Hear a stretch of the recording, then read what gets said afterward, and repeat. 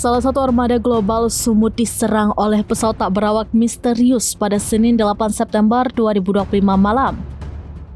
Serangan itu terjadi saat kapal tersebut tengah berada di pelabuhan Sidi Bouzid, Tunisia.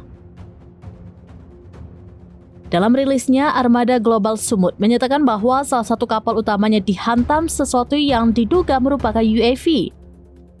Dikutip dari France 24, berdasarkan temuan awal, serangan itu menimbulkan kebakaran. Dilaporkan api menyambar di jaket pelampungnya yang berada di atas kapal. Serangan drone tersebut juga terekam oleh kamera pengawas yang ada di sekeliling armada itu. Namun otoritas Tunisia mengatakan bahwa tidak ada drone yang terdeteksi di perairan itu. Menilik rekaman CCTV kapal, terlihat sebuah kilatan cahaya menyambar armada tersebut. Penumpang kapal yang tengah bersantai seketika panik dan menyelamatkan diri dari serangan. Namun api akibat serangan itu langsung memicu kebakaran. Seperti diketahui, armada global Sumut berlayar ke Gaza untuk mendobrak blokade Israel. Rombongan kapal tersebut turut mengangkut sejumlah aktivis dari berbagai negara dan bantuan kemanusiaan untuk rakyat Palestina.